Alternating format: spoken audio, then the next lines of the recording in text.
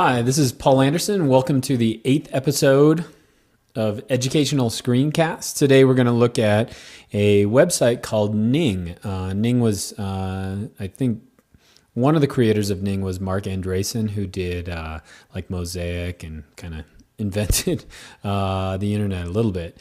And so what it does, it allows you to create a social network of your own. And so if you think about how Facebook works and how you can get that social interaction going on, well, Ning is essentially that, but it's for a personal kind of something that you're interested in. And so we're going to take a quick look at that, and I'll actually set up a Ning site that you could visit if you want to. Before I get too far, if you want to follow me on Twitter, it's at Paul Anderson. Don't forget that it's a S-E-N. And then if you want to read my blog, you could go to theboldstandard.com. And feel free to join in. We're having a discussion there talking about educational technology, and we'd love to have you be a part of that. And so that's kind of where we're headed today. So let's log into ning.com. And so that's Ning.com. When you go there the first time, it'll show you these two boxes.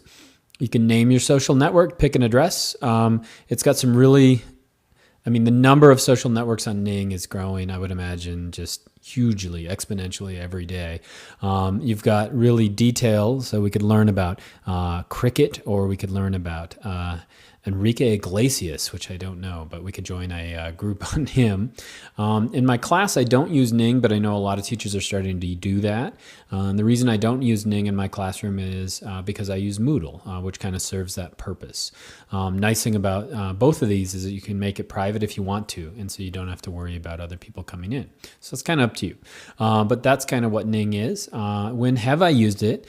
I actually maintain a track site. It's called montanatrack.com, and I used to just get inundated in the spring when I ran that site with people sending in pictures and movies and wanting to post that. And if you know anything about maintaining a website, it took me forever to do all of that. And so this last spring, I set up a Ning site. People can log in. They can do all of that on their own. There's forums. I don't have to maintain any of that.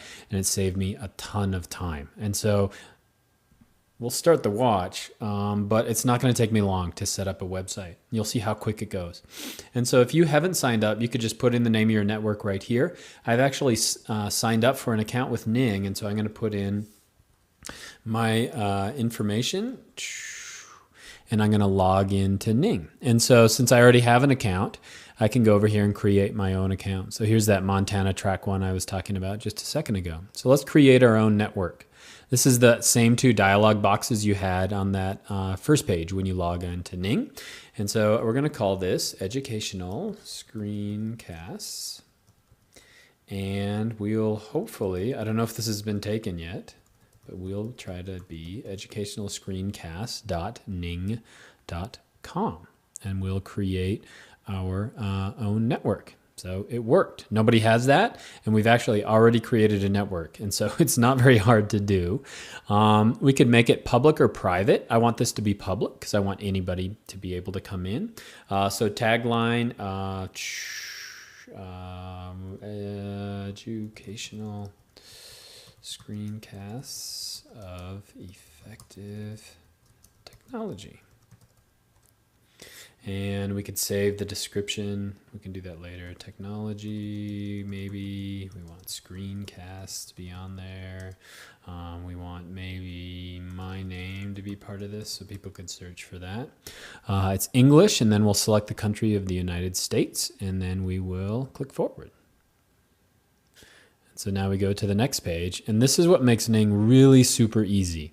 And so if you've ever used Facebook, this will be kind of familiar. So what we're going to have over here is because the activity, we could have members. It'll have little pictures of the members' faces, photos, videos, things like that. So this is like a basic way it would look like. I kind of like to have my activity right here in the middle, and I like to have my photos over on the side. But you can see just by dragging it, it's super easy. Let's say I want to grab a forum. Maybe there's not going to be videos, so we'll drag videos out, and maybe I want a forum in mine, and I can drag it in. So that's how hard it is to edit your site. It's totally drag and drop. You don't have to do any programming, and so it's super simple. And so let's click next and take a look at the website. We can have, there's a number of different themes that we can choose, and so we can make it look exactly the way we want. Okay, and so I want educational screencasts. Let's see, we could choose, I'm not too into purple, but I kind of like this right here, urban tech, so we could choose that. Again, there's a bunch of different ones that we could choose, and you can even get detailed in changing actual colors. And this is kind of like a rabbit hole. You can spend a ton of time here, so watch out for that. But I'm just going to choose one of the themes that they actually have and then launch it. It's totally live now. And so if you look up at the top, it's educationalscreencast.ning.com. If you want to join my Ning network, you can see that I only have one member so far, and that's me. But if you want to join it, you sure could. You could upload pictures. You could do whatever you want. Kind of be in the forums. I don't know if I'll use this ever, but I kind of wanted to just do it as an example. There's some quick walkthroughs you could do up here, but I'm going to close that. And so this is what the Ning site would look like. You can see there's not a lot of content on there right now. You can see that there are ads on the side. And so there are ads from Google, and that's how Ning makes its money.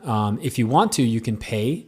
If you get a big enough Ning website, you can pay, and then they can get rid of those, or you can actually co-opt those. Let me show you the important things that I think you need to have when setting up your Ning site. And so there's a bunch of I did that too quick, but what I clicked on here was manage, and now I can change the way that my website is set up. And so if I want to change the appearance or those colors and I want to do that, I could go back and do that. If we click on features now, you can see that it's simply drag and drop. And so let's say I want to get rid of badges. I could drag that over here.